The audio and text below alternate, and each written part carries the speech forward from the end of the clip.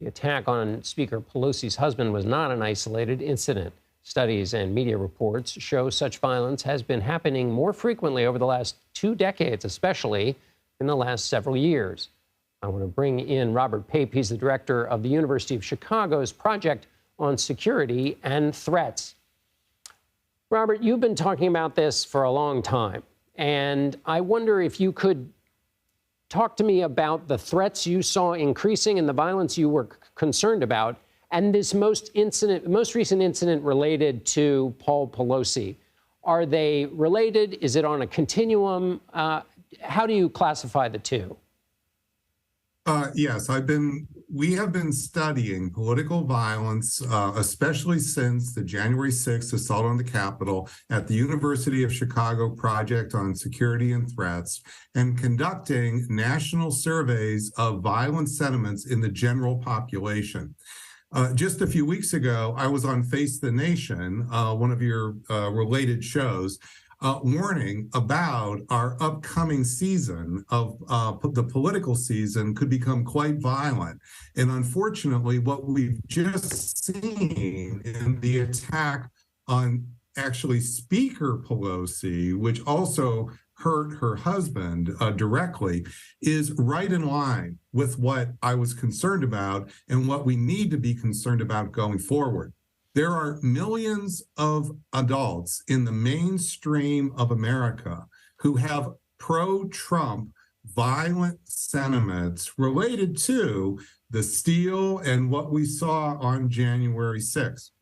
A big motivating factor for those violent supporters of violence are the conspiracy theories, the Great Replacement conspiracy theory, the QAnon conspiracy theory about immoral leaders running our government that you see all over the social media record of this particular individual and in his interview with law enforcement after the event as he explains why he wanted to attack Speaker Pelosi.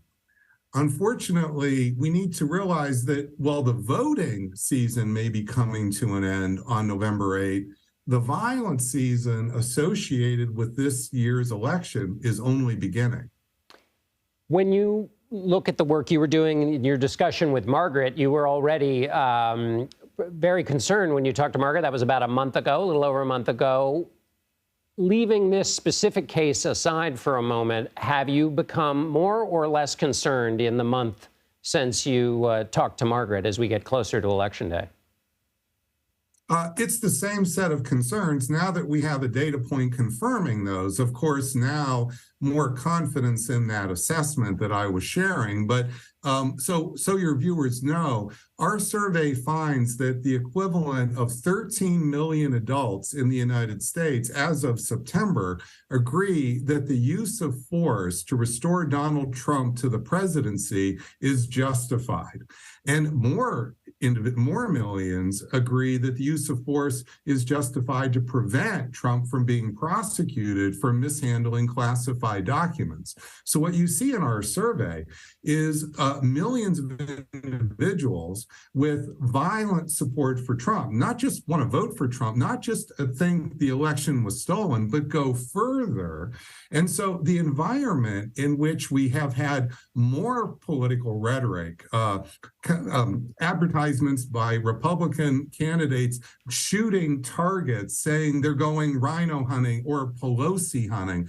This is not occurring in a benign environment. This is occurring in an environment where we already have millions of Americans with these pro-Trump violent sentiments. And so we need to understand that these are especially dangerous times for that political rhetoric to occur. So just to reiterate what you're saying, it's not just what's being said, but that there is a pool of willing ears on the other end that are hearing these. So having said that, how do you assess the two parties as you think of the potential for incitement and/or political violence? Well, our surveys also look at violent sentiments on the left. And there are also millions of Democrats with violent sentiments that have to do with, say, stopping police brutality against minorities.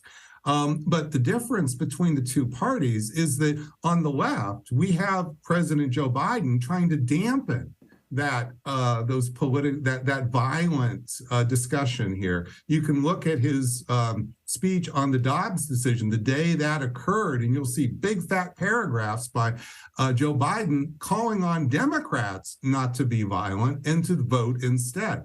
Well, the opposite is occurring with Republican leaders and also very popular conservative media hosts who are stoking the flames and putting another log on the fire. So the reason we're seeing more actual violence on the part of the right wing in the last 6 months, the Buffalo shooter, the Cincinnati attacker in August, and now the attack on Pelosi, is because you have the combination of those violent sentiments and that very dangerous rhetoric by the leaders with the most following on the Republican side. And so just quickly on that point, it's not just if a person in a party says something at some time, it also has to be somebody with sufficient influence and influence that actually then gets followed up by those who are listening.